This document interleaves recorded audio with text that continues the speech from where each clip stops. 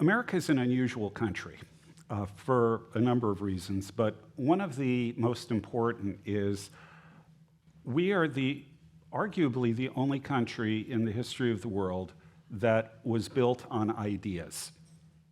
Every other country that you see, historically, it's been a single ethnic group, or there'll be a language that will unite them, religion, culture, those kinds of things. Or it will be an empire where somebody has conquered it and brought all these people together under their rule. America's different in that we were really built on a creed, a kind of a set of beliefs that we believed at the founding of the country, we believed were truths that a nation should properly embody. Now, where this is first expressed, or where it's expressed most clearly, is in the Declaration of Independence. We could talk about things in Q&A if you want to about the Constitution too, but really the foundation for the country, the ideals on which it was founded, come from the Declaration of Independence. So what I'm going to do is we're going to start with the Declaration of Independence, then we're going to ask the question, where did Jefferson get those ideas? And then the answer will be John Locke. Where did Locke get those ideas? And so on. So we're going to trace these things back to where they come from, to where they come from originally. And in the process of doing that, I hope you'll get a better understanding of the role Christianity specifically plays in the founding of our country. So let's start with the Declaration, and I'm going to just read to you the key sentence. Now, I need to tell you that in pretty much every published edition of the Declaration of Independence, they punctuate this wrong. They put a period where there's supposed to be a comma. And this started in the early 1800s, and it really has led a lot of people to misunderstand what the Declaration is saying. But I want to start with this sentence. We hold these truths to be self-evident, that all men are created equal, that they are endowed by their Creator with certain unalienable rights, that among these are life, liberty, and the pursuit of happiness, that to secure these rights, governments are instituted among men, deriving their just powers from the consent of the governed, that whenever any form of government becomes destructive of these ends, it is the right of the people to alter and abolish it, and to institute new government, laying its foundation on such principles and organizing its powers in such form as they shall seem most likely to effect their safety and happiness. First period. Okay. It's all one sentence. Usually, and as a matter of fact, in this particular copy, they'll put a period after life, liberty, and the pursuit of happiness. That's a mistake. It should be a comma. Jefferson put a comma there. And the reason is that the whole thing that I just read to you is what Jefferson said were self-evident truths.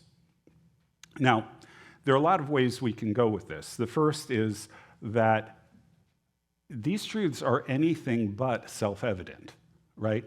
I mean, do you really think everybody is created equal? Some people are smarter than others. Some people are better looking than others. Some people are better at sports than others. What does it mean when we say all people are created equal? On the surface, it's anything but self-evident. Then we have this long list of other self-evident truths. That we're endowed by our Creator with unalienable rights. Unalienable rights or inalienable. These are rights that no one can take away from you. As a matter of fact, the way that phrase has historically been used, you can't take them away from yourself. You can't give them up. Why? Because they are endowed by our Creator. Since the Creator gave us these rights, only the Creator has authority over these rights. You don't have the right to give them up. Okay? Then it says that, we'll deal with the rights more in a minute. Then it says that governments are instituted to protect these rights, paraphrased, and if the government fails to do that, the people can abolish that government and put in another one that they think will do a better job. Okay, so that's the sweep of the argument here, and that is really the foundation of the entire Declaration of Independence, because what they're saying in the rest of the Declaration is, King George, he's violated our fundamental rights, and therefore we have every right to abolish our allegiance to him and establish a new government that will actually do what it's supposed to do in protecting these rights. Okay, so that's the big picture. Where did Jefferson get this idea? Well, the answer is it comes from an English philosopher, political theorist by the name of John Locke. And John Locke, in the late 1600s, published his 2 treatises on government. And that one sentence that we see in the Declaration of Independence is a summary of Locke's entire view of government. I mean, what Jefferson did is he took Locke's argument and he distilled it down into this one sentence. Granted, it's a long sentence, but still.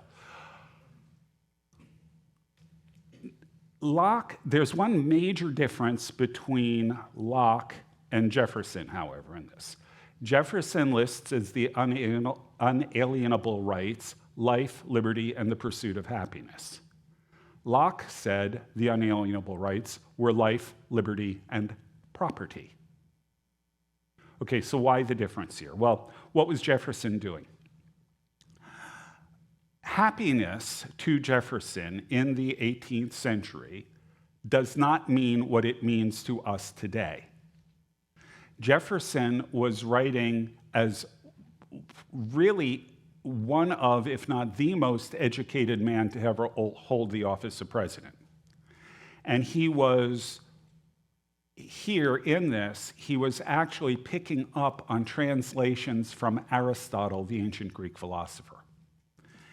And to Aristotle, the word that in 18th century English was happiness, that translated a Greek word in Aristotle, eudaimonia. You don't need to worry about that part. What eudaimonia meant is that eudaimonia was a life well lived. Okay, it was a life where your well-being was really well established, where at the end of the day, you could look at your life when you were on your deathbed and look back and say, I lived a good life. I lived a satisfying life. That's what this concept of happiness, as Jefferson has it, is about. And according to Aristotle, achieving eudaimonia was the purpose of life. So what Jefferson is saying that we have the right to pursue happiness, he is saying that we have the right to pursue the fundamental purpose of our existence. Okay? Now, here's the trick. According to Jefferson, in order to achieve happiness, you needed to have property. Because without a foundation of property, you would not have the resources that you need to achieve happiness in the sense of the word. Further, he really liked agricultural property. He really liked yeoman farmers, people who own their own small farm, because that is the school in which virtue is developed. If you own your own business, if you own your own farm, these kinds of things, there are all sorts of things, character-building elements that are necessary for that farm to succeed. You have to work diligently. You have to plan ahead. You have to be frugal in your spending. All kinds of things like this are taught by owning property, and all of these things are necessary to develop virtue, which is necessary for you to lead a life of happiness, as Jefferson was using the word. So he snuck property in through the back door. It was there, but he instead decided to put the focus on you can achieve the purpose. You should be able to pursue the purpose of your life. You're not guaranteed happiness. You're not guaranteed eudaimonia, but you can pursue it. And the government should not, you have an absolute right to this, and the government cannot stand in the way. Okay, so that's Jefferson's modification of Locke. Jefferson, like I said, this sentence in the Declaration, with that one exception, is a perfect encapsulation of Locke's theory of government. Where did Locke get it? Well, it turns out that there are two immediate sources that we can point to from Locke. One of them is John Calvin, the Protestant reformer. Calvin looked back at Exodus, the book of Exodus. And when God was establishing his people at Mount Sinai, when he was establishing himself as actually, if you read later, as king over Israel, when he was establishing Israel as his people, with him as their head, how did he do it? Well, at Mount Sinai, what he did is he asked the people first, this is the law, this is what I am offering you, these are the conditions. Do you agree? People said, oh yeah, we'll follow that. God said, I don't think you're paying attention. This is the law, this is what I expect of you, and this is what I will do. You will be my people, I will be your God. Do you accept? They said, yes. God said, I can't hear you. One more time, let's go over this. And he laid it out again, and the people said, yes, we accept. And God said, okay, this is it. The law is now ratified. You are now my people. It's ratified. In other words, God, first of all, asked for the consent of the people before even God himself established his kingdom over them. So you have to have consent of the governed. Jefferson referred to that. The consent of the governed is essential for legitimate government. If God acts with consent of the government, then all human government has to be based on consent. And then secondly, when God established his government over the people, he did it in the form of a covenant. And so if God establishes his government over people via a covenant, then all legitimate government is based on a covenant. So this becomes known, it's called incorrectly Calvinist contract theory of government. It's incorrect because it should be covenant. There's a difference between a covenant and a contract. A covenant is based on a personal relationship, and it is based on, let's just keep it at the level of relationship. It's based on relationships. Contracts are transactional. They're based on, you do this for me, I do this for you. You fail to do this for me, I'm not going to do that for you. It's all transactional.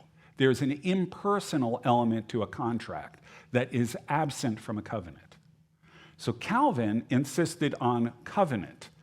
Later on, people like John Locke, who was raised, by the way, as a Puritan, that is to say, as a Calvinist, and then moved away from it, Locke will take Calvin's covenant theory and turn it into contract theory, so that the king now has a contract with the people to establish this government this way, which is why, if the king fails to do what he's supposed to do, the people can revoke the contract.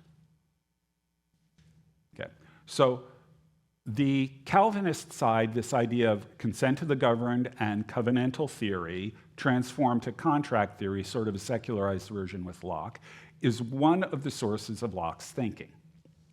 The other is Martin Luther.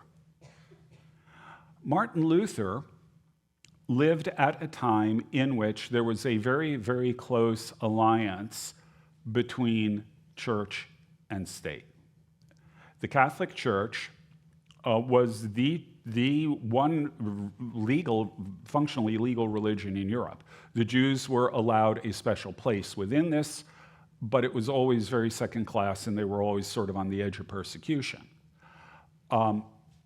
Kings and the church always worked together. There were tensions, but the Holy Roman, sidestep here. The Holy Roman Emperor at the time when Luther started the Reformation was a guy named Charles V. Charles V, as the Holy Roman Emperor, got in a war with the Pope. And in 1526, his troops occupied the city of Rome and took the Pope prisoner.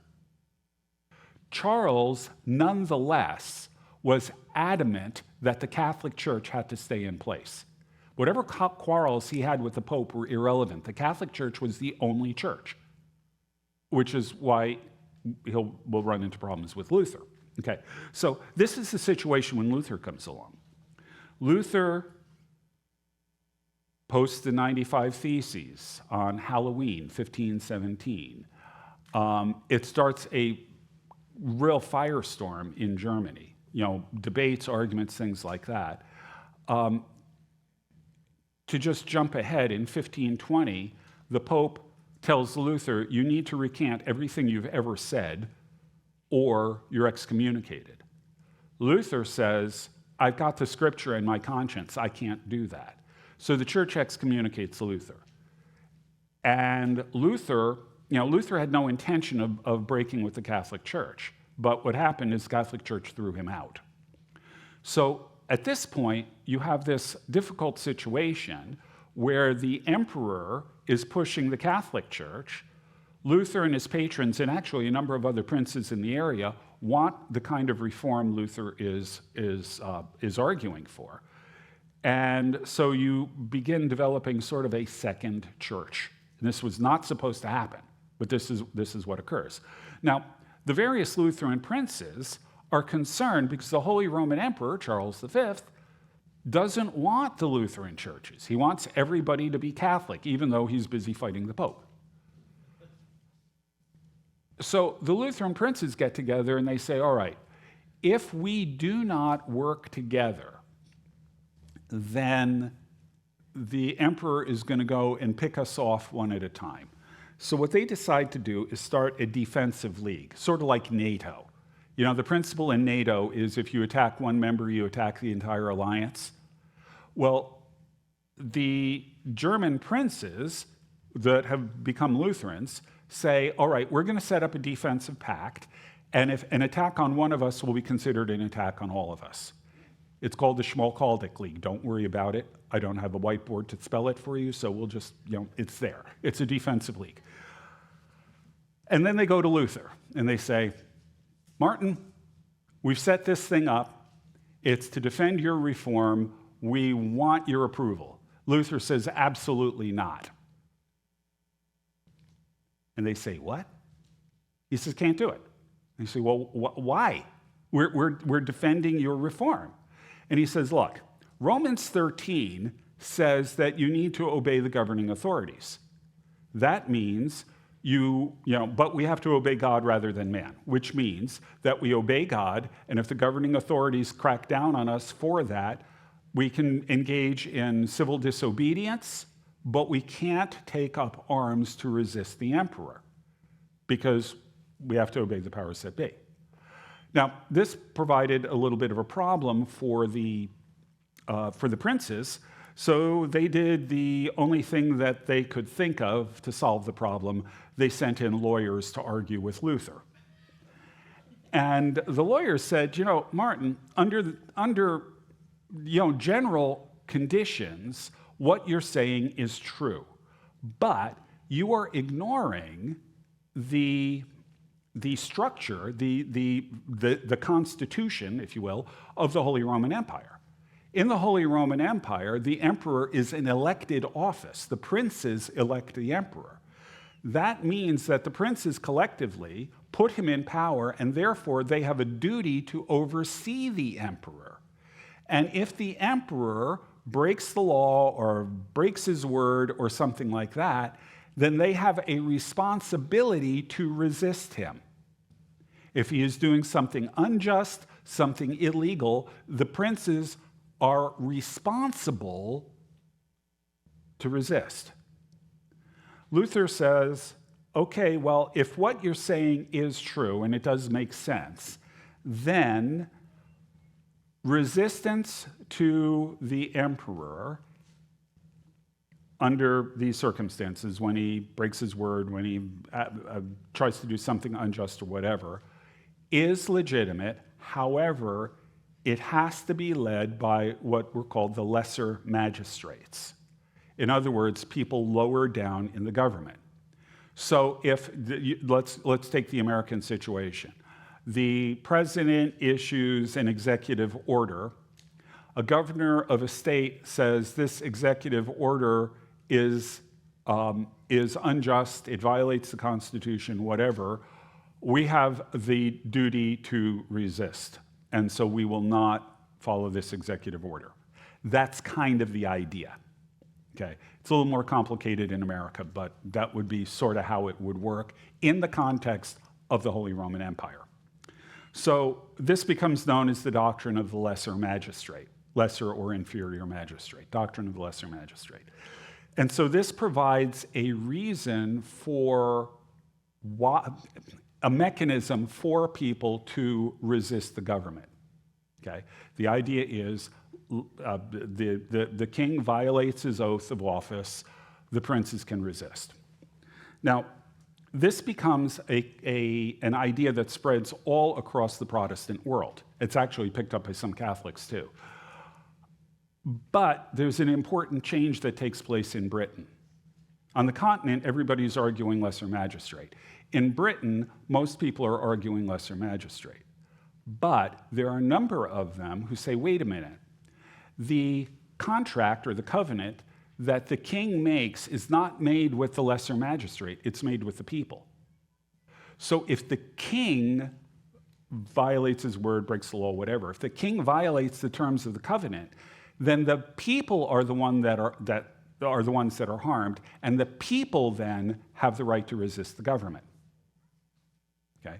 So these British thinkers enshrine the right of resistance in the people, not in the lower levels of the government. Because, as I said, the covenant is made between the king and the people. John Locke picks up on that idea, and you will notice if you read the Declaration, Jefferson says the people have the right to dismiss the government and establish a new one. So what we have here then is two of the roots for Locke's thinking. One of them is Calvin and covenantal theories of government transformed to contract. One of them is resistance theory coming from Luther, but then with this peculiar British twist that it's the people, not the lesser magistrate, that have the right to resist. Okay, but there's something else in Locke that we need to look at, and that's the idea of our unalienable rights of life, liberty, and property. Where did that come from? Well, it turns out Locke didn't come up with these himself. These were ideas that medieval Catholic theologians had come up with. They were asking questions like, what are our natural rights? That's the term that they used. What are our natural rights? By which they meant rights that are given to us by God that are unalienable, because God has given them to us. God is the only one who can take them away. And the first of these was life. When did God give us life? Well, it's the Garden of Eden. God gave humanity life in the garden. Therefore, people cannot deprive, it is wrong to deprive another person of life arbitrarily. There are situations in which it can be done legitimately. God himself in Genesis 9:6 talks about capital punishment for murder. Whoever sheds the blood of man, by man shall his blood be shed, because man is made in the image of God. Okay, so capital punishment for murder is legitimate, as long as it's done through judicial means rather than personal revenge, because that's a responsibility of government. Warfare also results in people's deaths, so is warfare ever legitimate? Pacifists will say no. The Christian tradition has said, well, actually, it's more complicated than that. There are situations in which warfare is justified. And so there'll be a whole development of just war theory. But the bottom line here is that the right to life is something that God gives us, and it cannot be taken away from us arbitrarily. Liberty. Now, I'm going to give you a slightly different argument than the ones that are used historically, but I think this will make sense. What is liberty? Well, I don't know about you guys, but when I was in school, people told me liberty was an old-fashioned word for freedom. And that's not really right. It's sort of right, but not completely. Because there are two types of freedom out there. They're sometimes called freedom for and freedom from. The old words for this are liberty and license. Okay? Liberty is the right to choose your actions within the boundaries set by natural law, which is actually a kind of moral law, and divine law. Okay, so liberty is the right to choose your actions within the boundaries set by natural moral law and divine law. In other words, there are boundaries, there's fencing around the range of things that you can choose to do. There are limits. Okay. License, that connects in with this idea of freedom for. Your freedom is used for a positive purpose. License is freedom from. License means I can choose to do whatever I want to do without restraint, without any limitations. License, well, there is no political theory up until very recently that says we have a natural right to license. Because if we do have a natural right to license, then killing people, then committing adultery, then theft, then all of these things are permissible because there are no boundaries. So when we talk about the right to liberty, it is a right to make choices within moral and spiritual boundaries. Where does that come from? Well, Garden of Eden. Where? Garden of Eden. God tells Adam, okay, where you're in this garden, you've got all of these trees that produce fruit that's good for eating. You can eat from any one of them that you want to. Whichever tree you want to eat from, you can eat, except that one. Don't eat from that tree. Everything else is fair game, but not that one. The not that one is the boundary condition that makes it liberty and not license. The fact that there is a restriction, there is this thing that you cannot do, is actually the thing that turns this from license to liberty. And when they chose to eat from the tree, they gave up liberty for license. Okay, so liberty is established in the Garden of Eden. What about property?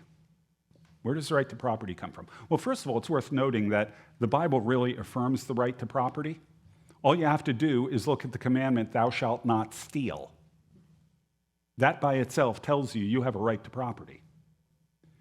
When you look at the New Testament and it says the church in Jerusalem had all things in common, you have to keep reading. What they mean by that is that, well, it says right away, nobody said that what they had was their own, but when there was a need in the community, people willingly sold their property to meet the need. So all things in common doesn't really mean common ownership. What it means is that people valued the other members of the community more than their own property, so that when there was a need, they would sell and meet it. And if you have any questions about this, look at the situation with Ananias and Sapphira. They sell a piece of property, and they bring part of the proceeds to the apostles and say that it's the total amount. It ends very badly for them. Okay. But it ends very badly not because they only gave part of the proceeds, it's because they lied about it. And Peter says to Ananias, wasn't the property yours before you sold it? And when you sold it, wasn't the money yours? You could do whatever you wanted with it. There was no obligation for you to do to give it or anything else. You could have done anything you wanted to. Instead, what you did is gave part of it and then lied about it. And the lying about it was the problem. Peter affirms that Ananias was free to do whatever he wanted to do with his money. So even in that situation, you see Peter explicitly affirming the right to property. Where does that come from? Garden of Eden. Garden of Eden. Where? God tells Adam, tend and protect the garden, and you can eat the fruit. So literally, God is telling Adam, you have the right to the fruit of your labor. And I mean that very literally. So by working, by producing things, by encouraging the trees and helping them flourish and that kind of thing, Adam is putting part of himself into what's going on here. He's putting in his own effort, and as a result, what is produced is his to have. This is called the labor theory of property. But it's there in the garden. Tend the garden, eat the fruit. That is the foundation for the right to property. All three of these are given by God at our creation. Okay, and all three of them actually come from Genesis, and Locke picks up on this. The exact way the arguments were formulated in the Middle Ages and with Locke are a little different from what I just gave you, but this is essentially what they were doing. Okay, so now we have now here's what Locke does. He takes Calvin's covenantal contract, his secularized version, contract theory of government. He takes resistance theory, and particularly the British version of it, and he adds unalienable rights. Because what unalienable rights do for you then is it defines the nature of the covenant between the king and the people, and it defines when the people have a right to resist. So what he does is he takes these three strands, each of which had been operating largely independently of each other, although resistance and covenant came together fairly quickly, but each of them have their own history, and he brings them together and unites them in a common system. So Locke is pulling stuff out of Christian theology to create his system of government, which then is picked up by Jefferson as part of the founding creed of the United States. Let's add one other element that is here sort of implicitly. And we see this particularly in the Constitution, but it's also sort of below ground in the Declaration of Independence. You can't trust the government. You can't trust the government. Where does that come from?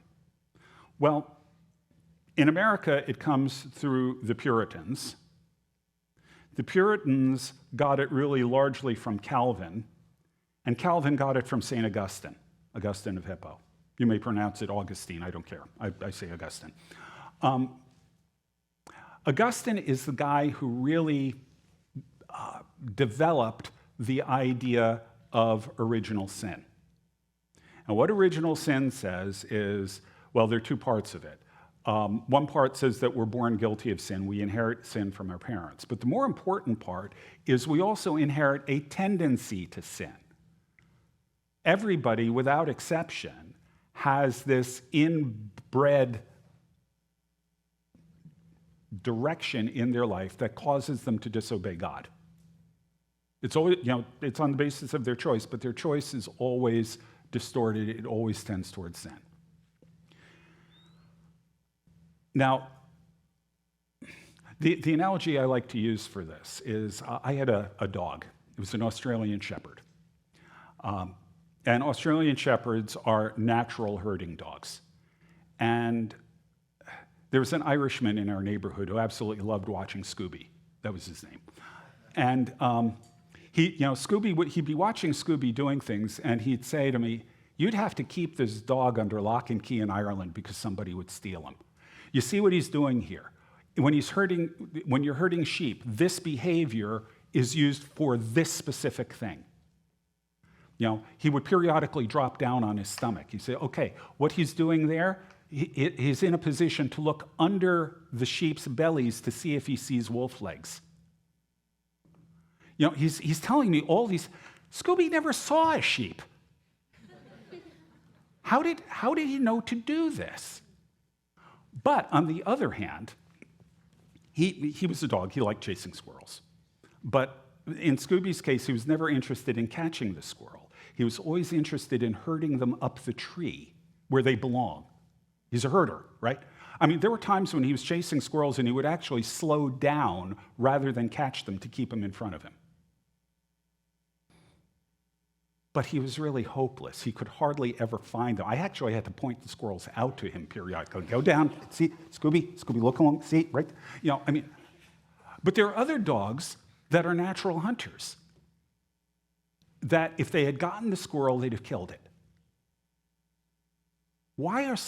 How does this work? How did Scooby inherit these behaviors that were ideal for herding, and other dogs inherit behaviors that are ideal for hunting? How does that happen? It's not DNA. All DNA does is code for proteins. Where does this come from? Why am I telling you this? Scooby was bred to herd. People are bred to sin. I would argue that the same process that leads some dogs to be able to hunt, other dogs to be able to herd, that same process, whatever it is that's going on that causes those behaviors to pass down, are the same things that lead us to sin. Why is that important for government? The people in government are subject to original sin. They are corrupt, just like all of us. And they are corruptible, just like us. And what that means is no one in government can be trusted with absolute power. This is coming straight out of St. Augustine here. And what that means is you always, unlike anywhere in the ancient world, Christianity says government must be limited, because no one can be trusted with absolute power. Further, because no one can be trusted with absolute power, you need systems of checks and balances in government. If you've studied anything about America and American government, you'll hear the phrase checks and balances. It didn't start with us. Medieval government was always limited and always had systems of checks and balances. It didn't generally work very well any more than it does for us, but it was in there as a way of trying to prevent government from overstepping and becoming corrupt. Now, it's worth noting that this idea of limited government coming from Augustine actually starts a little bit earlier with someone who's even more important for Christian history than St. Augustine is. And Augustine is the most important theologian in church history. Who'd be more important than him? Jesus. Yeah. So, somebody comes to Jesus. They're trying to trap Jesus. They come up to Jesus and they say, okay, is it lawful to pay taxes to Caesar? They thought this was a kill shot as a question, because if he says yes, then he's going to alienate a lot of the Jewish population who resented the very fact that Rome controlled Israel. If he says no, then he's a traitor and a rebel, and the Romans will kill him. It is a no-win question. They figure they've got the kill shot here. And Jesus says, okay, show me the coin that's used to pay the taxes. And they pull out a denarius, a silver coin, and he says, whose image and inscription is on that? Oh, whose image is on that? Thou shalt not make a graven image. So he's already sort of telling them you really don't want to go there on this question. But they say, well, Caesar's. And he says, okay, give to Caesar what's Caesar's and give to God what's God's. And this diffuses the whole question. And they said nobody dared ask him another question, because this was a situation in which they figured they had him. There's no way he could get out of this. For our purposes, what's important about that is what it says about government. Give to Caesar what's Caesar's. there are certain things that belong to Caesar. There are certain things that are legitimately Caesar's. He's got authority in some areas, but he doesn't have authority in all areas. God is the one who has authority in all areas. And God is the one who, by the way, determines what areas Caesar has authority in. This is, again, the statement is overlooked, but it is another foundation for the idea of limited government. And what happens, ultimately, when Christianity is legalized in the Roman Empire at the Edict of Milan in 313 AD by Constantine I, there's something that's often overlooked. People will often say, well, Constantine made Christianity the official religion of the empire, and Constantine, the church became dependent on the empire and all that. That's nonsense, both of those statements. Theodosius I will later say Christianity is the official religion of the empire without actually squelching other religions. But that'll be later. What is more important to note is that we have 300 years of the church existing as a persecuted minority religion in the empire. And what that means is that the church is independent of the state. The church can exist without the state. Now, with Constantine, you get a degree of cooperation now occurring between church and state, but in principle, the idea that the church is a separate institution from the state is already established.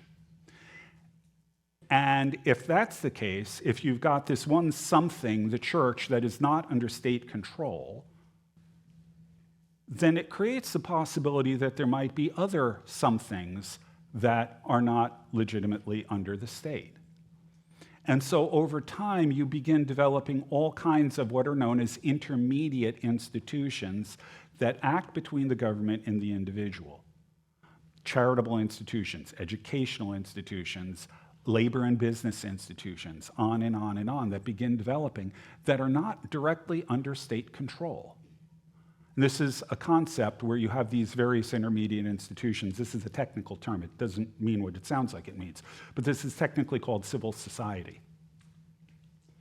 And that is also part of what is going on when we look at the US Constitution. Why? Well, because it says in the 10th Amendment, the most universally ignored of all the clauses in the Constitution, the 10th Amendment says that the responsibilities and the rights of the federal government are limited to those explicitly put in the Constitution, and all other rights or responsibilities devolve to the state or to the people. In other words, it was basically trying to limit the reach of the federal government. And the federal government, particularly since the New Deal era, maybe a little earlier, has systematically ignored that particular point. But again, all of these elements that I've talked about here, the mistrust of government, limited government, civil society, that government should stay in its place and not interfere with these other things, unalienable rights, resistance, all of these things have their roots in Christianity and nothing else. Without Christianity, people get into arguments all the time, is America a Christian nation? Anytime you hear somebody ask that question, what your immediate response is, define your terms. What do you mean by a Christian nation? I would argue that America is a Christian nation, not because its official religion is Christianity, but because everything that the US government, the original creed of the Declaration of Independence, the principles that we're using in government, some of them from Aristotle, but a lot of them come from the Christian tradition, all of these things, without Christianity, none of them exist. The very foundations of America have as their foundation Christianity, Christian thought, Christian theologians, Jesus' words, all of these things. So it seems to me that is really, if we're going to talk about this issue of Christian nation or not, we've got to look at that. And if we want to understand our government, if we want to understand what America what was intended for America at its founding, we have to look for it in these deep roots that sink into the Christian tradition, because that's really where all of this stuff comes from. Okay, thank you. So, I was given 2 hours. I decided that I didn't want to talk more than 45 minutes, and I just did my 45 minutes. So the rest of this time is for any questions, comments, anything like that you have. If you need anything clarified, if you want me to talk about something else, this is your time. Is there a point when we are not able to, I guess, take the government out of, or to replace the government with something else? Like, is there a point where it just stays? Okay, in other words, do we still have a right of rebellion? Yeah. Okay, yeah. Okay. A lot of people will look at the early church, the church in the first 300 years, and they'll say, the church was persecuted and nobody said anything about resisting the government and so on, and we should be like the early church, so whatever the government does, we should just sort of suck it up and live under it. What that ignores is that the early church was in a situation where they were in the Roman Empire. They had no opportunity to have any effect on the government. Now, this may seem like an odd place to start, but I'll get there. We're in a republic, a representative republic. And what that means is that we have a whole lot of things that we can do to help influence and shape the government, okay? We can petition the government. As a matter of fact, that's specifically guaranteed in the Bill of Rights. We can lobby. We can write letters. We can work on swaying public opinion using media. We can do petitions. We can run for office. There's a whole host of things that we can do to work to shape policy and to work to correct abuses when they happen. And so we have got, is there a point at which resistance could conceivably be justified? Yes, but it's a very, very long way down the road, because we should always, as a matter of ethical principle, you should always work in the way that is least disruptive, least controversial, least likely to cause offense, all of those kinds of things, and then step it up step by step by step by step if things don't happen that are necessary to happen. One of my favorite examples is during the COVID lockdowns. Christ Kirk in Moscow, Idaho, staged a public psalm sing. They went out and they stood 6 feet apart, following the rules, and they all got out. They set themselves up in the way that the government said, you can do this, and for their protest they sang from the Book of Psalms. Incredibly creative approach, to protesting. So, there's protesting, there's civil disobedience, there's a whole host of things, again, that you can do in gradations long before you ever think about taking up arms. Is there a point at which that could conceivably happen? Yeah. If you accept resistance theory, the answer has to be yes. But I think we are a very, very long way from getting anywhere near that. Yeah. Do you think that America today is how the Founding Fathers would have wanted it, or how they intended it? Absolutely not. Okay. And let me explain what one of the core problems is. The system of checks and balances is set up so that if the House of Representatives oversteps its bounds, then the Senate and the President will act in concert to limit the House to its proper bounds. If the Senate oversteps its bounds, it's the House and the President. If the President oversteps its bounds, it's the Senate and the House. Okay, this is how the system of checks and balances is set up. And it's based on the principle, it's actually trying to use original sin in its favor. It's based on the principle that each of these institutions is going to jealously guard its privileges, so that if one of the other branches of government starts overstepping, the other two will double team them, because they're not going to want that that one to gain in power at their expense. Okay, so it's a way of actually trying to use original sin against itself, which is actually incredibly creative.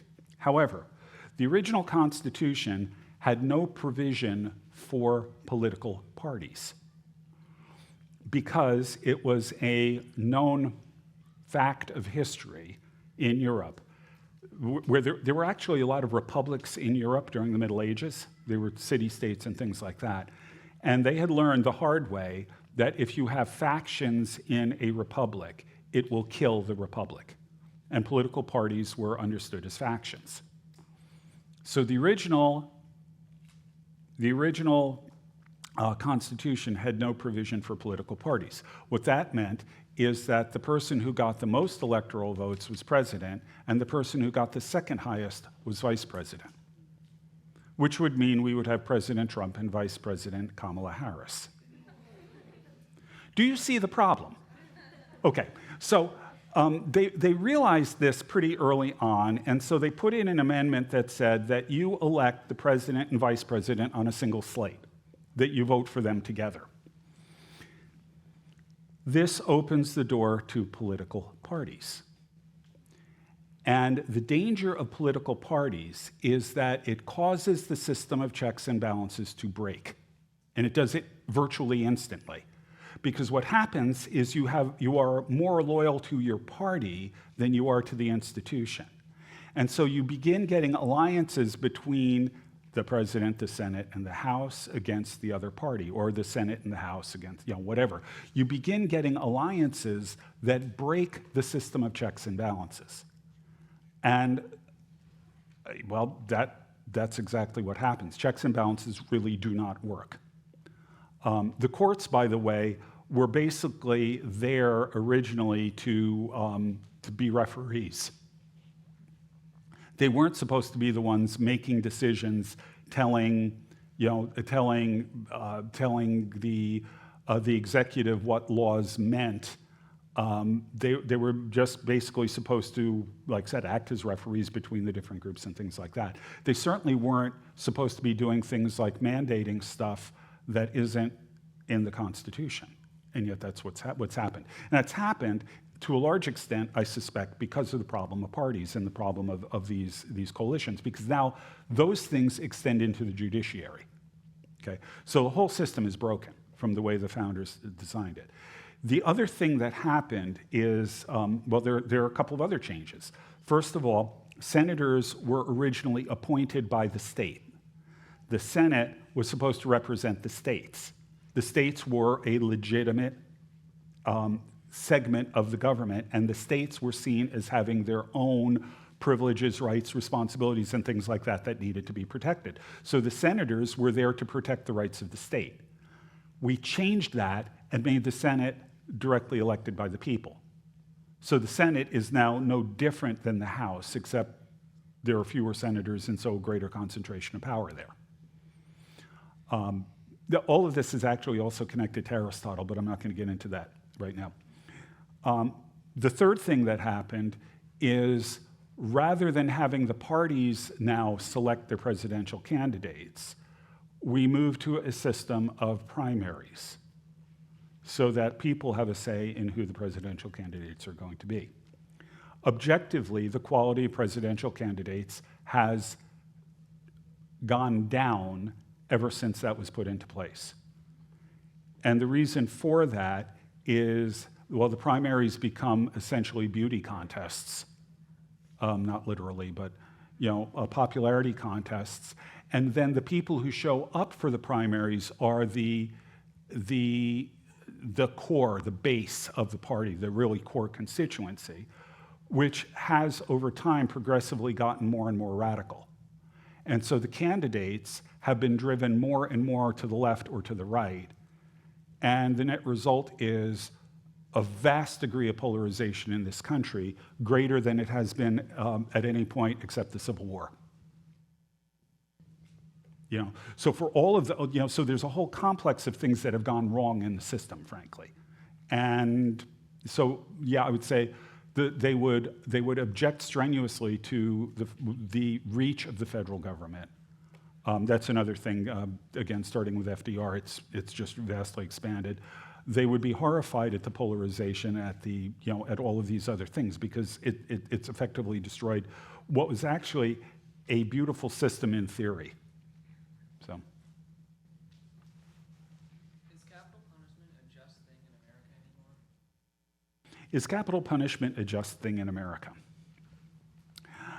The problem that we run into with capital punishment has to do not so much with capital punishment per se, but with the criminal justice system, where we have found a number of cases where people who are on death row have been proven to be innocent. So the question is, how do you prevent innocent people from being convicted? And again, we've got a problem with the court system. The court system has a 97% conviction rate. That's impossible. The reason it has a 97% conviction rate is because people who are arrested are pressured on so many different levels to take a plea deal or something like that, even if they're innocent. The kinds of pressure that's applied to them are such that they finally give up and say, yeah, I'll plead guilty to that. I may be innocent of it, but I'll plead guilty just to make this end. So we have real problems with the judicial system. And we also have problems with people, even police departments, falsifying evidence, hiding exculpatory evidence, all kinds of things like that. It happens because of original sin. Okay? So the difficulty we have is, how can you ensure that the people who are guilty of capital offenses are actually guilty of capital offenses, that you aren't putting an innocent person to death? That's the real challenge. In principle, though, I would say that, capital punishment, scripturally, I don't see an argument against it. The key here is to remember that government has different responsibilities from individuals. As an individual, I do not have the right to kill anybody. But as an agent of the government following due process or in a legitimately declared war, that's a different matter. Because the government has responsibilities and rights that the individual citizen does not. So I would say that under those circumstances where there's proper due process and where you try to clean up any potential abuses in the system, capital punishment, I think, is legitimate. So, yeah. This is a clarifying question. Do you think our nation is founded on Christianity because of the Declaration of Independence, because of the Founding Fathers? Yes. And here's the trick here. People always argue, were they Christians or were they Enlightenment figures or whatever? The two are not mutually exclusive. And even your most, except for your most extremely radical people in the Enlightenment, they all accepted basic Christian principles. Somewhat inconsistently, but they did, because they lived in a world that had been shaped by Christianity. So their value system and the things that they thought of as right and wrong, the things they assumed about human nature, the things they assumed about the government, all of those kinds of things were profoundly Christian, even if they were not Christian, because Christianity had so permeated the culture. So all of these guys, some of them understood very well what they were doing. But even the ones that are the least connected to Christianity, let's say Benjamin Franklin, Franklin was shaped very profoundly by the Christian world in which he grew up in, and the things that he believed were really rooted in Christianity, even if he did not accept Christianity itself, at least Orthodox Christianity. So yeah, it's the shaping of the culture, but it is also, in many cases, very much people self-consciously appealing to the Christian tradition for what they're doing. Yeah. Do you think the government would be, or the Founding Fathers would have been surprised about how the government looks now? I'm not sure about surprised, but I am sure about disheartened.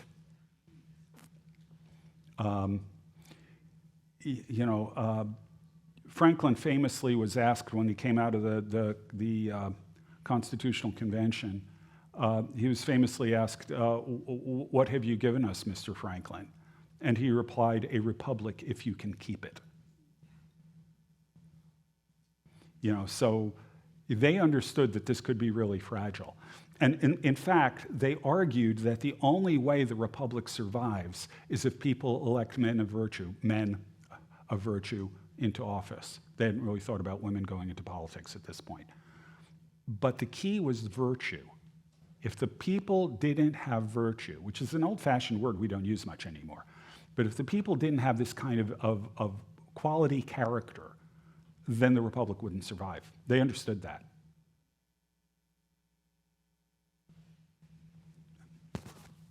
So we're told that we should obey God and then obey the earthly leader. Mm-hmm. But we're also told that we're either with God or against God. So we either love God or we hate God. If we have a non-Christian leader, so therefore they don't love God, then should we obey that leader at all? Yes, as long as the leader isn't doing things that violate fundamental principles that God has put in place. When he tells you to do something that's prohibited or to not do something that is commanded, that's an obvious case you obey God rather than man. It gets a little more subtle when you start asking things like unalienable rights and those sorts of things. What happens when he violates those? There's not explicit commands associated with them. I would argue under those circumstances there is the right to resist, all of those kinds of things. But it's worth noting that a lot of ungodly leaders led very well. Just because they aren't Christian doesn't mean by common grace they can't be good and effective leaders and act justly. I'll give you a great example. Genghis Khan. Genghis Khan, the guy was not exactly a paragon of virtue, but here's an interesting thing. He allowed religious freedom in his empire. He allowed Christianity to exist within the empire and, in fact, encouraged it. What do you do with that? He wasn't a Christian. He was a shamanist, a Tengriist. But he believed that his God, the supreme God, dictated different ways for different people to live and to worship. And so he allowed freedom of worship. Genghis Khan. So, yeah. So, it is, and there are Christian leaders who screw up royally. So just because someone is a Christian doesn't guarantee he's going to be a good leader, a good governing official. And just because someone's a pagan, extreme pagan, doesn't mean that they won't do things right. I mean, this is why we have to consider the importance of individual responsibility in our own assessment of what's going on, or our community's assessment of what is going on, what's right, what's wrong, where we need to resist, where we don't, regardless of who's the head. Yeah, front. Does the U.S. government have a right to intercede with other countries' affairs? Does the U.S. government have the right to interfere? I will use that word, I think is what you mean. Interfere with other countries' affairs. In the ideal case, I would say only under rare circumstances. In the real world, it's going to happen. The United States is in a position right now where it is one of the two dominant powers in the world, the other being China, because of its economic clout. China is going to be in trouble in the next few decades. There are a number of things that are structurally wrong with the Chinese economy and population that are going to cause them real trouble. But by the same token, the United States is going to be facing its own problems as well. But one way or another, these two countries are going to exert a great deal of influence on the world around them, because each country is going to work to pursue its own interests. That's kind of natural. Diplomacy and things like that are a legitimate function of government. The degree to which what we do is truly diplomacy versus unwarranted interference is another question altogether. So when we overthrow democratically elected governments, which we have done, that is, I would say, something we should not be doing. When we interfere with elections in other countries, we shouldn't be doing that either. You know, we should let the people there decide. If we really believe on our own founding principles, we should allow that to go forward. In the real world, things are always more complicated. And so like I said, ethically, I think that there are real questions involved in this, but in practical terms, it's going to happen. So, again, just because of the fact that we're the 800-pound gorilla in the Western Hemisphere. So, yeah. So Charlie Kirk always said that 90% of jobs don't require a degree, whether it's a good job or a bad job. Would you say that you agree with his, I guess, thesis, don't go to college because of it? I would say that there are a lot of very good jobs that are available without a college degree, and that if you have inclinations in those directions, I would strongly encourage you to follow them rather than go to college. And I'm saying that as a retired college professor.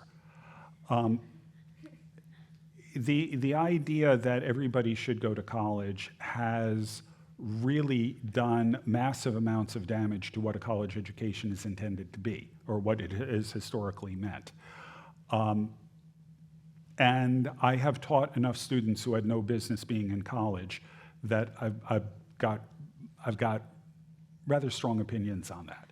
There are some, you know, if you want to be an engineer, go to college. You want to be a nurse, go to college. You want to be a teacher, go to college. But if you like carpentry, if you like working with your hands, if you're interested in cars and want to work on cars, there are a whole host of things out there that are really good jobs that don't require you to spend that many years and that much money, and you will end up actually probably being happier at it. So it depends really on who you are, your personality, your desires, and things like that. But I have no idea about the 90% number, but yeah, not everybody needs to go. And I really think, frankly, far fewer people should go to college than actually do. This is a little off topic, but do you think that Jefferson was a deist? No. Jefferson was not a deist.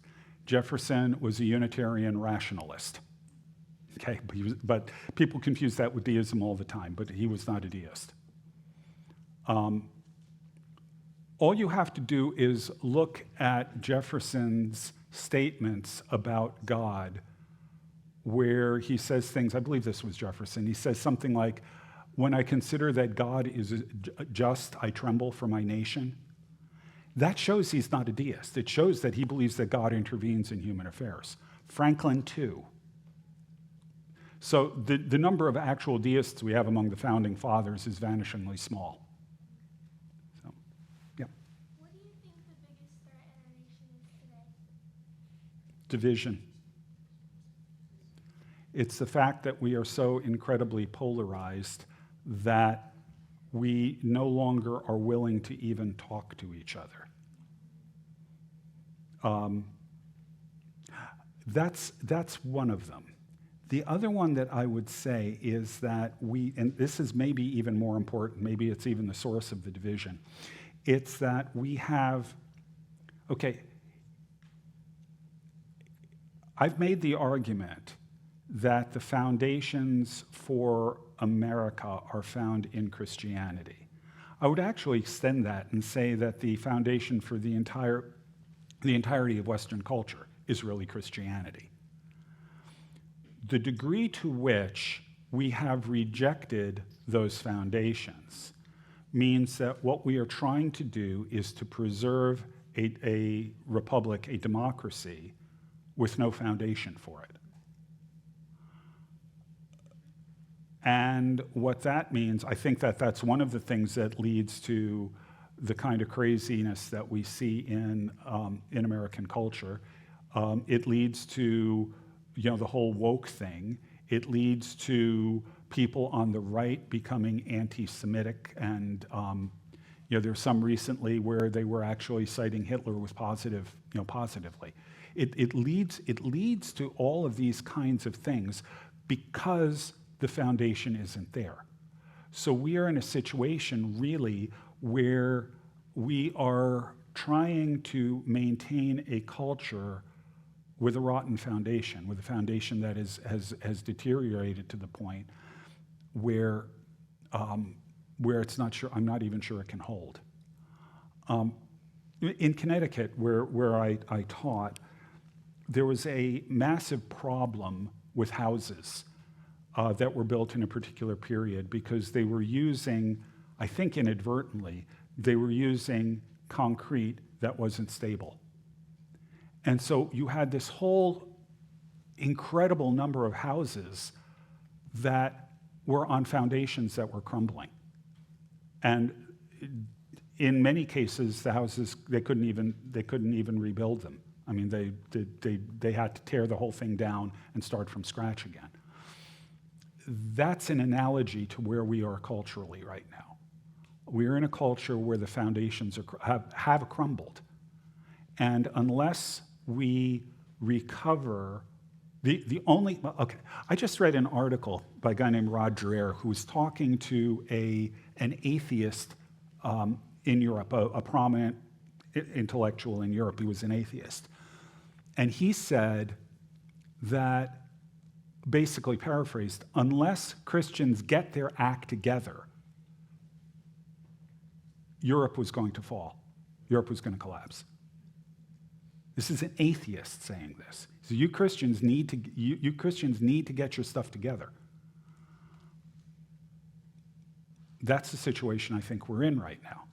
That without a strong recovery of a deep Christianity that goes beyond just sort of superficial stuff, that understands metaphysics, that understands the metaphysics, the nature of reality, from a Christian perspective, that doesn't have this deep, solid foundation in itself.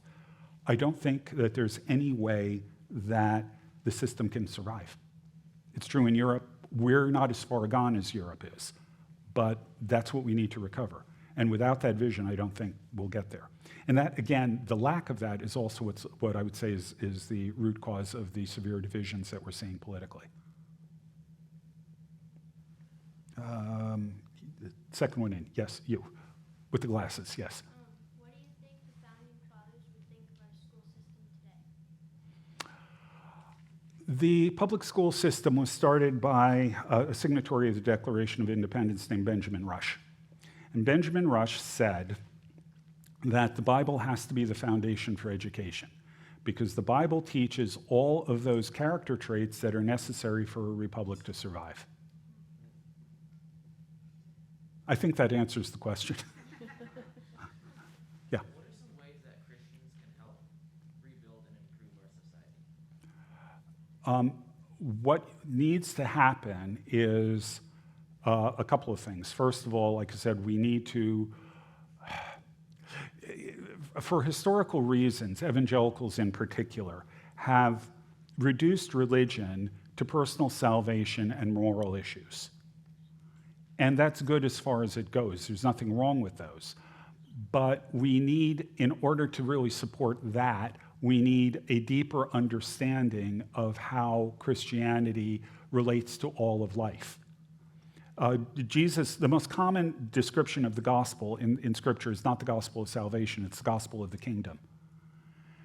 And a kingdom, the Greek word for kingdom there, basileia, doesn't necessarily mean a geographic territory. It means wherever royal authority is exercised. That the exercise of royal authority is the kingdom. So here's the question. What does Jesus have authority over? Yeah, I usually have to give a clue here. It's a three-letter word that rhymes with fall. Yeah, all. He has authority over everything. So if the gospel of the kingdom is the gospel of the kingdom, then it's the gospel where Jesus' authority is extended into all areas. And so what that means is we need to understand in our own personal callings what it means. How do we extend Jesus' authority into every area of life? What does it mean for my family? What does it mean for my neighborhood? What does it mean for my larger community? What does it mean for education? What does it mean for science? What does it mean for a big one now, bioethics? What does it mean for AI? What does it mean for how I use my leisure time? What does it mean for my whatever my profession is? What does it mean for my education? What should I be looking for in my education? All of these things are part of the gospel of the kingdom because Jesus has authority over all. So we need to broaden our understanding of what the gospel means. And then along with that, there is, I would argue, a way in which we need to recover a lot of things about how we look at the world that have been lost, that have been part of the Christian tradition for 1,500, 1,600, 1,700 years, that we've ended up losing in the interim. So those two things, I think, are really critical. The practical rubber meets the road one, though, is understanding what the Lordship of Christ means in every area of life, and then living that out. This side, yeah. Do you think it's unjust for the United States to go into small countries and enforce democracy upon them? Yes, for the simple reason that, well, in practical terms, it rarely works. Because in order for democracy to work, you need a set of cultural conditions that will make it work. If you have democracy without a prior commitment, for example, to human rights, what that means is that the majority will oppress the minority. There's a whole series of things that actually need to be in place culturally, which were historically provided by Christianity, that make democracy work. Now, the counter-argument is always, well, democracy comes from Greece, comes from Athens.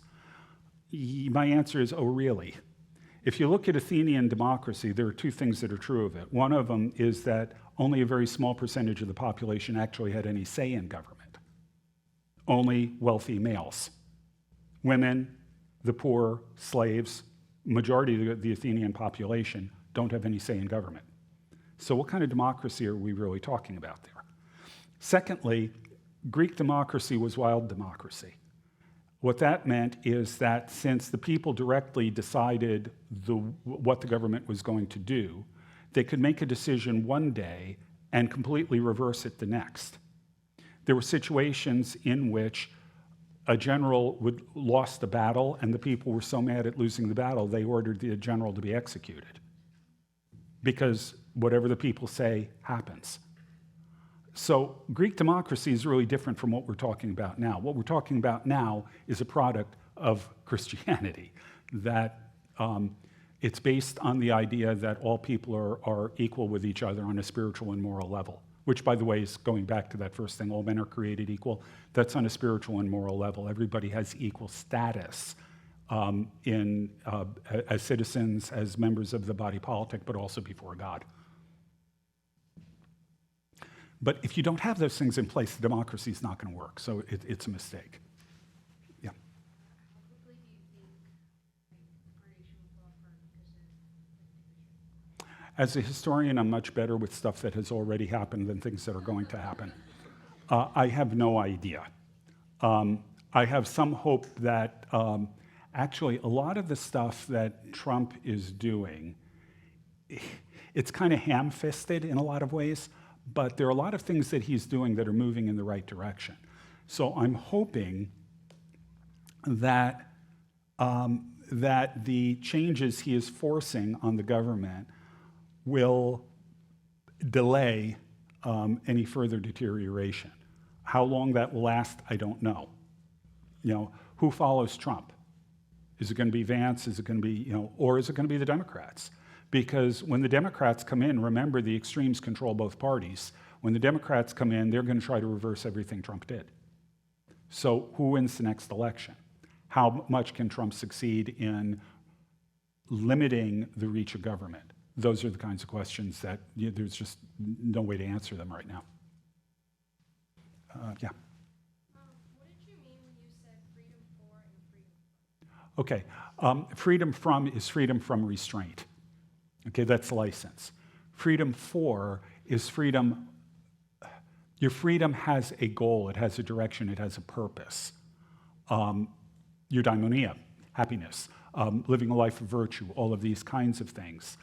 That's what freedom, that would be what freedom for would point to, and that would be liberty.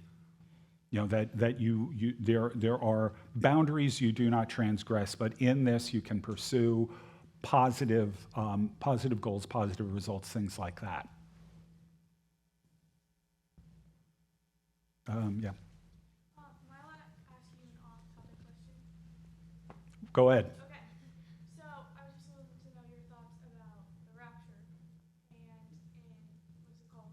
Matthew, in Matthew it says that there will be two men in the field, I'm paraphrasing, but one will be taken up. And there will be two women, like a verse, one will be taken up. Do you really want me to answer this question?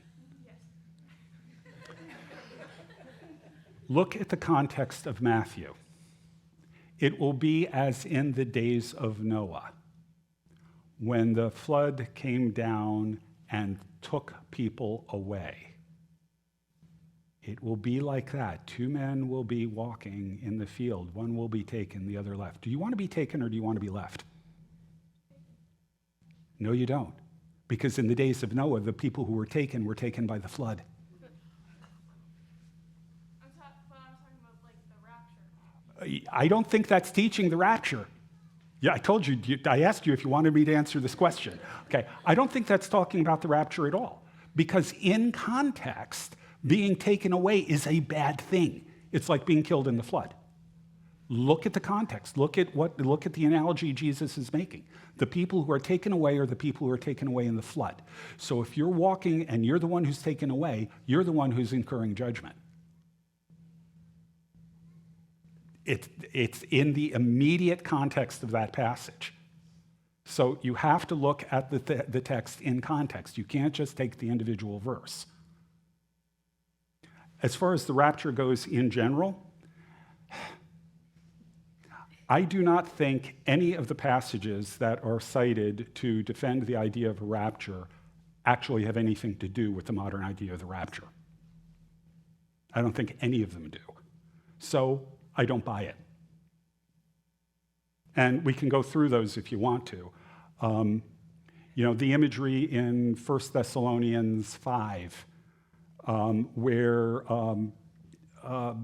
the Lord will descend from heaven with a shout, with the voice of the archangel and trumpet of God, and the dead will rise first, and then we who are alive and remain will be caught up together with them in the clouds to meet the Lord in the air, and so we will always be with the Lord.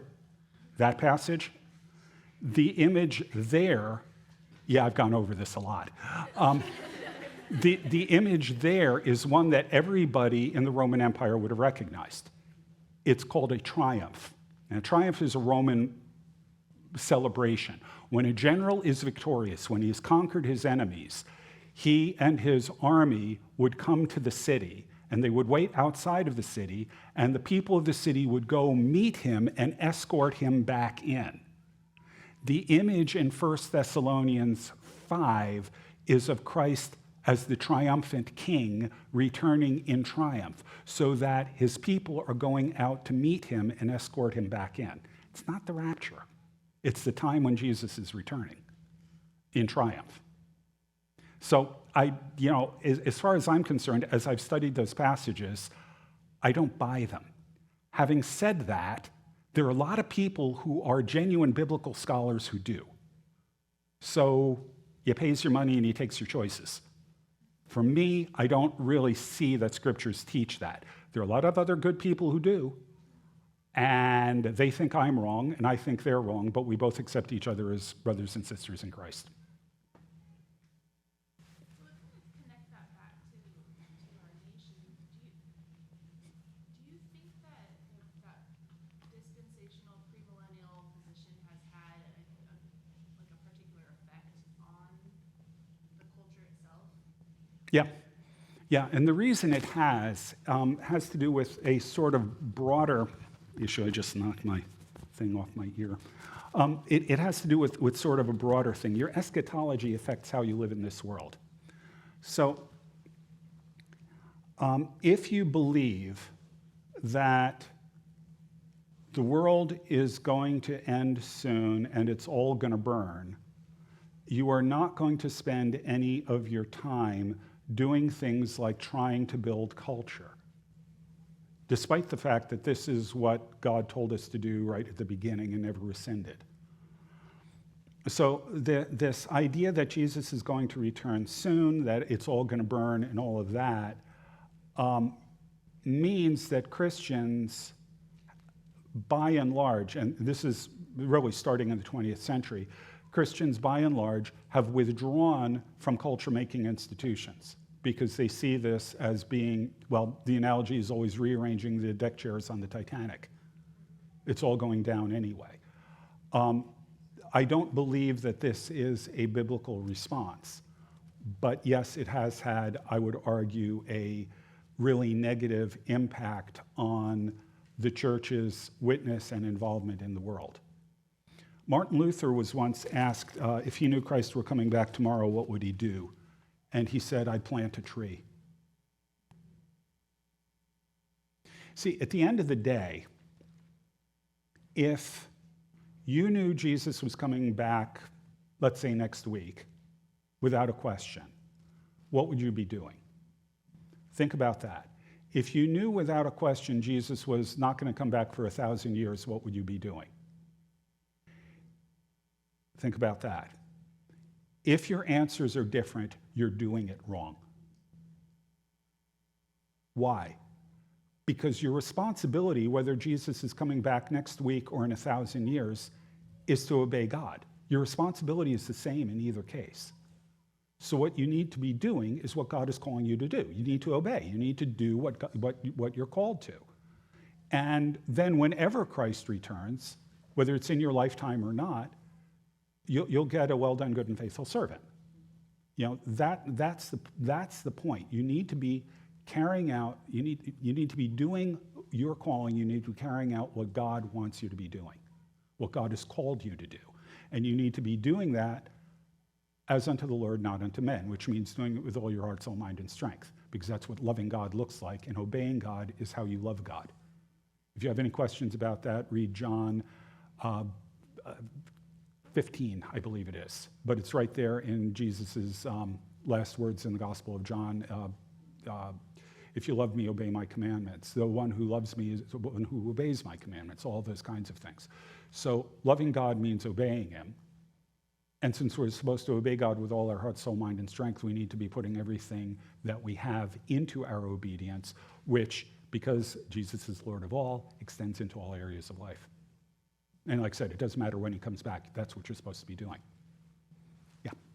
If you're like stressed out and really overwhelmed with life, would that be God giving you more than you can handle, or will he not do that? Oh, God definitely gives us more than we can handle. The question actually is whether we give ourselves more than we can handle. Okay. When I say God definitely gives us more than we can handle, what does that mean? It means God does things that make us rely on him rather than on our own strength. Because if we can handle it, we don't need him. Okay. The problem that most of us face is we give ourselves, we overload ourselves. I don't know how much that happens with you in school and all of that kind of thing, but as an adult, trust me, we do this all the time, and you know that's a real problem. We need to learn to say no to the things that we're not supposed to be doing. Yeah. According to what the Bible says about women in authority over men, is that only for the church when you think about women in politics? That is clearly intended for church leadership. It isn't talking, I mean, the context is about the church. So it is definitely talking about within the church, leadership is supposed to be men. Although it is worth noting that when you look at 1 Timothy, where it gives qualifications for elders and deacons, most of our modern translations screw up the translation for instructions for deacons. Because it says as you go along, the deacons are supposed to be like this and their wives are supposed to be like this. No. The Greek word there could mean wives, but it means in that context women. How do I know that? 2 ways. First of all, there are no qualifications for elders' wives. If it was qualification for wives, why is it about deacons and not about elders? Secondly, like I said, the word is just gunei, just simply means women. What's going on there is the deacons were responsible for meeting the physical needs of people in the community. And in the Greco-Roman world, it would be inappropriate for a man to visit, let's say, a widow, because it would automatically be assumed if he was going to the widow that they were having an affair. This would just have been normal thing. So the early church had women as deacons because they were the only ones who could minister to women. So we have to be a little bit careful about the leadership. Now, the main leaders in the church were men, but there was also this provision for women to work with women. Okay, that is not a pastoral role technically; it is a diaconal role. Now, the broader question of what does this mean in terms of society as a whole, I think in the world that we're in right now, I don't have a problem with women in political office. There is a broader question on, just to muddy the waters, there's a broader question on whether the fundamental structures that God embedded in creation, in natural law, and so on, would actually permit that. Does that actually fit in with those? And there is a debate going on that point right now. Like I said, in our cultural context, I don't think it's a problem, but it's worth noting that there is a debate going on the theological dimensions of this, which I am not involved in and have not really come up with an opinion on. But just so you understand the big picture here. Yeah. How would you explain predestination? So it's the only way that I've been able to understand it is if predestination is a thing, God chose who is to be saved from eternity past, and he's kind of sadistic because the people that he chose to go to hell are going to suffer forever, and they were made to be that. Okay. Let's talk about the relationship between sovereignty or predestination and free will. What does free will mean? How would you define it? And keep it simple. Just put it in simple terms. What is free will? You have your own choices. Yeah. Or the way I would put it is slightly different, but basically the same thing. You can do whatever you want to do. Here's the problem. Original sin, which means we want the wrong things. The thing that's corrupted in us is our desires. And because our desires are corrupted, of our own free will, we choose to sin. Okay. The one thing we do not want is God on God's own terms. Exclusive allegiance to him, obedience to him, making his will more important than our own desires, and so on. That's the one thing we don't want, because our desires are corrupted. In order for anybody to be saved then, in order for anyone to respond to God's offer of salvation, something has to happen inside them. Basically, their desires have to be changed. They've got to start wanting God for God's own sake. But that's something we can't do ourselves. So if anybody is going to be saved at all, God must act first to intervene to change their heart. And once their heart is changed, then they will quite naturally, of their own free will, choose him because their desires are now aligned that way. So that's the process by which free will and predestination align with each other. That's not exactly what you asked, but I think it's part of the question here. So the real question ultimately is not why is anybody damned? It's why is anybody saved?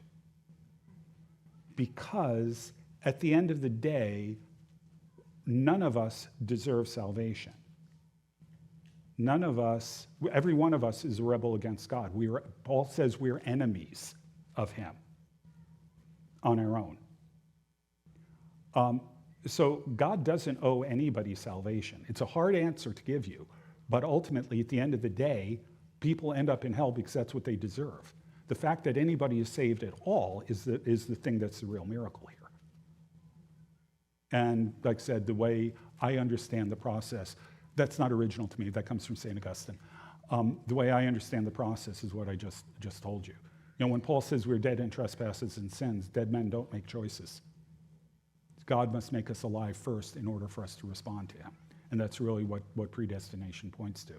The other thing that's worth noting more generally is the function of predestination in the Bible is not how it is usually seen in our discussions of predestination.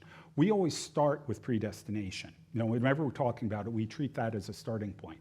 It's worth noting that every time it's mentioned in Scripture, it is a conclusion. What do I mean? Well, where does it show up? It shows up in Romans 8. After this whole discussion of salvation, after this whole discussion of the problem of ongoing sin in the believer's life, the end of Romans 7, after all of these things, that's when Paul introduces predestination. Shows up in Ephesians 1 in a similar sort of context. The point of predestination isn't that this is a starting point in biblical theology. The point is that God has done all of these things for you, and you are secure in him because he has predestined you. So it comes at the end of the discussion of salvation as a means of assurance rather than as a starting point. In systematic theology, it will frequently show up as a starting point. Biblical theology, that's not where it fits. It's the ending point. It's God has done all these things for you, and if you are in Christ, you are saved and you are secure because he chose you from before the foundation of the earth.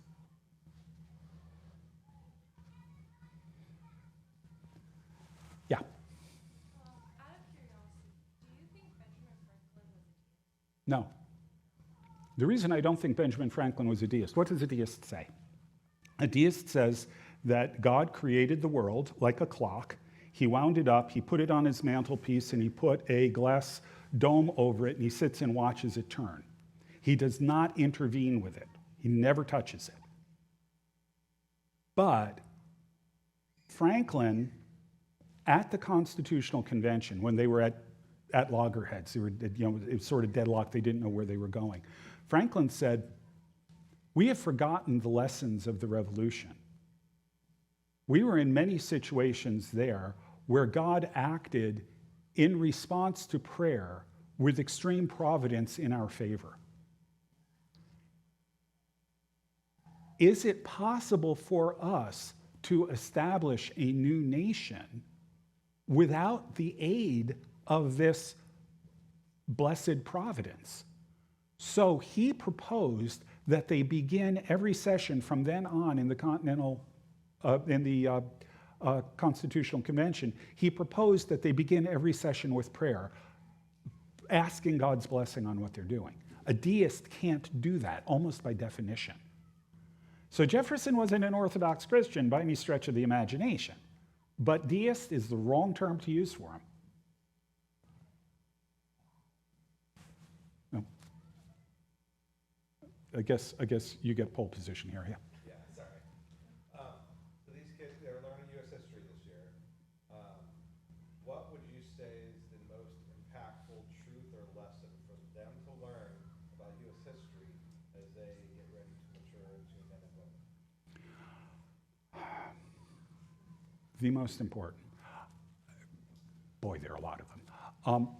I would argue, though, that the most important thing is the stuff I've talked about today, and that's not just patting myself on the back.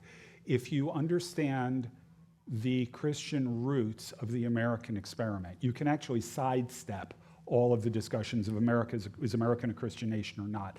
That's a sideshow. If you understand that all of the things that America was founded on, all of those principles are anchored in historic Christianity and in Scripture, that's the most important lesson I think you can take going forward, because that gives you an essential framework for understanding the rest of history, where we've deviated from that and so on, but also an idea of what it would mean for us to have a true recovery of what the nation is and what it's about. So that would be how I would answer that. I saw somebody over here. Yeah. How would you define an American? How would I define an American? An American is a citizen of the United States of America. That's not what you're asking.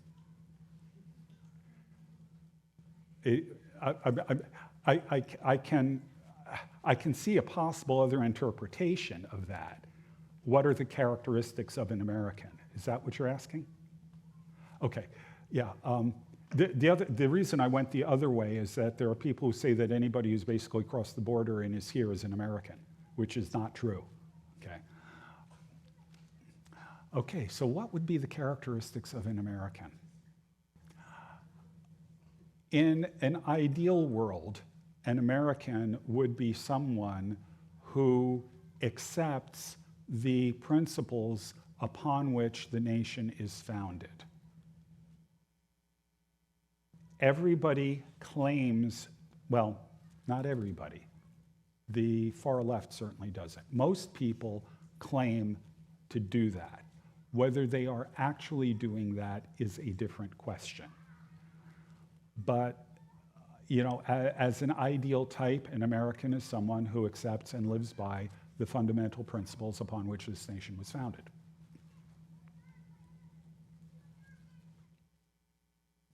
Yeah.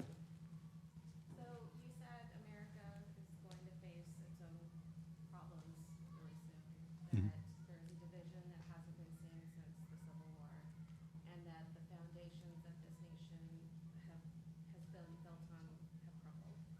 This is the world that these kids are growing up in and that they're becoming adults in, and that can be daunting. So what would you say to encourage them? I would point you to 18th century Britain. Britain in the 18th century was an incredibly corrupt nation, England. To put this in perspective, 25% of the women in London were prostitutes. It was mind-bogglingly bad.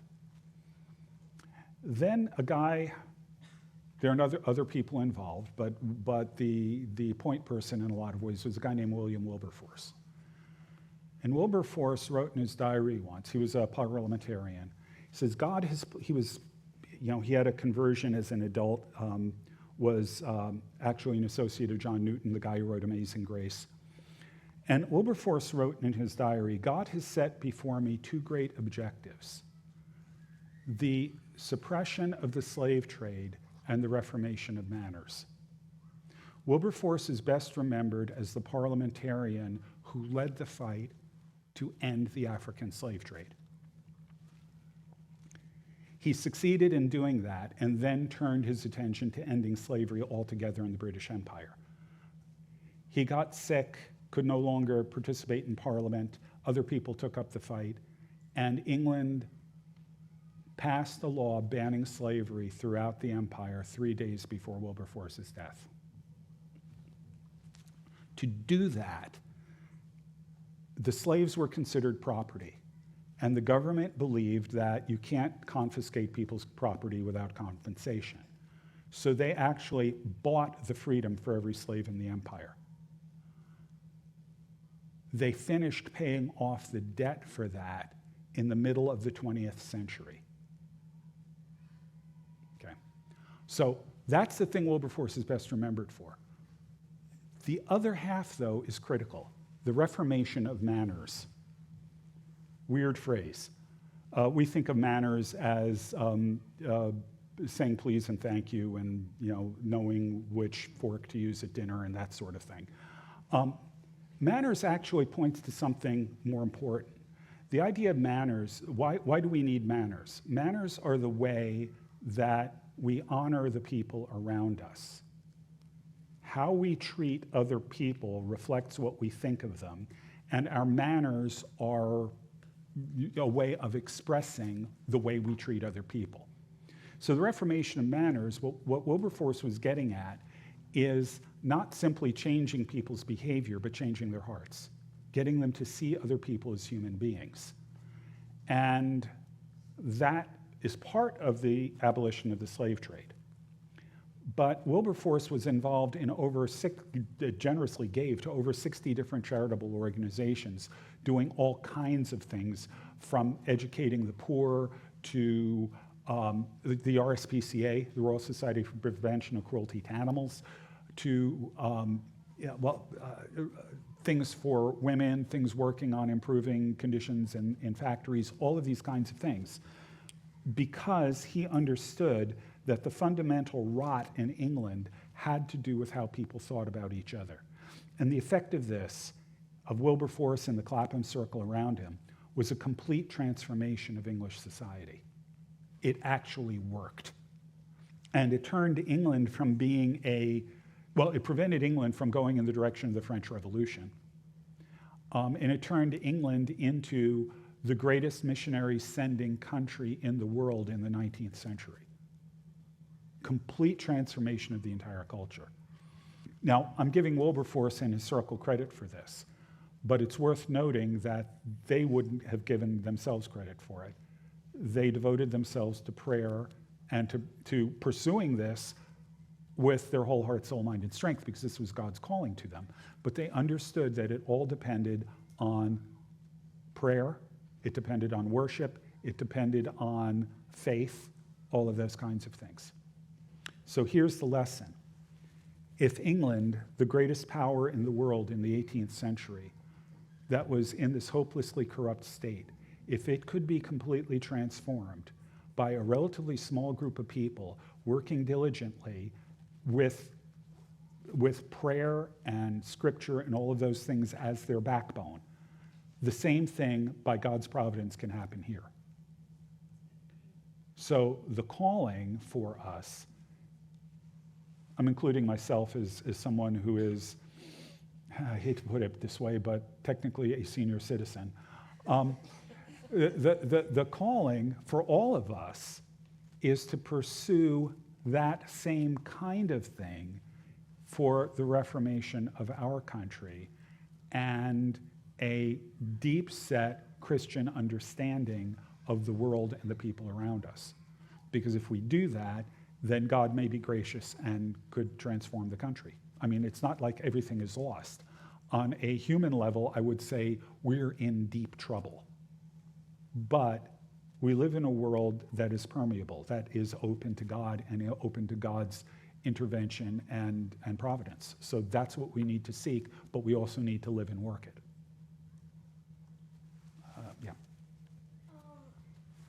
As opposed to the French Revolution, what makes the American Revolution moral or just? Because wasn't the French monarchy monopolizing the people's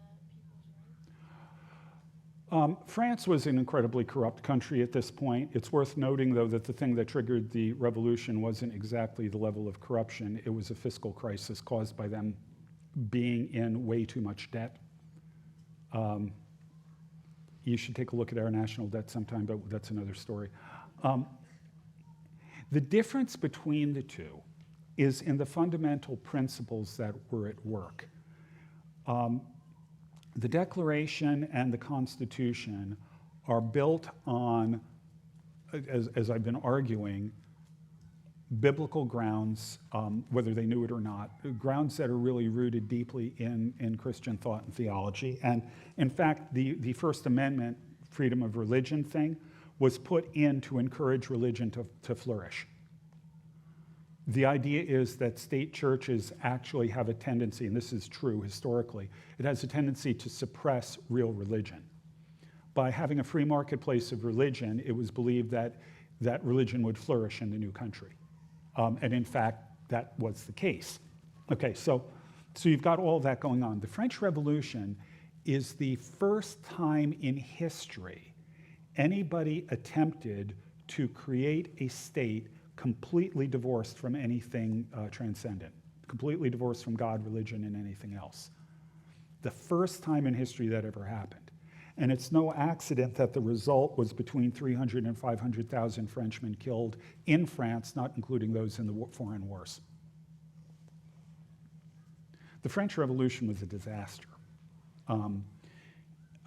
Did France need reforming? Yes. Was the revolution inevitable? Yes. The form it took, though, was horrendous. And we need to acknowledge that. And unfortunately, all political thought since the French Revolution has been an attempt to create a purely secular political philosophy, political approach. Whereas in the American experiment, that was not the case. Now, increasingly, because of the influence of these political thinkers post-revolution, that's been infiltrating us, but that's not how we started.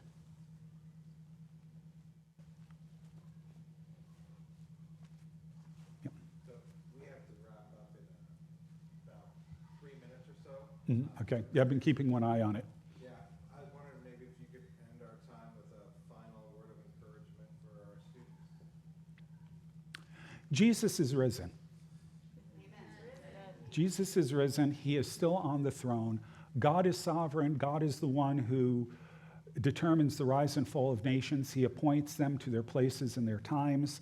God's sovereignty overrules every human attempt to thwart him.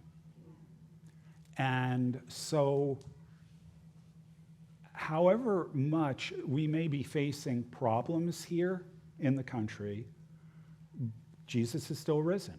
He's still on the throne. God is still sovereign. And our calling, whatever happens, whether things improve or not, our calling remains the same. And our security, if we are in Christ, our security is unchanged. Jesus promised us we would have trouble in this world. But he added, I've overcome the world. So, yeah, you know what? You're going to be facing problems in life. Everybody does. Some times are harder than others in this world, but Jesus is still on the throne. And if we are his, our place and our security is unchanged, and it is absolutely guaranteed because we have been predestined before the foundation of the world. Okay, so. Let's give them a clap. Thank you.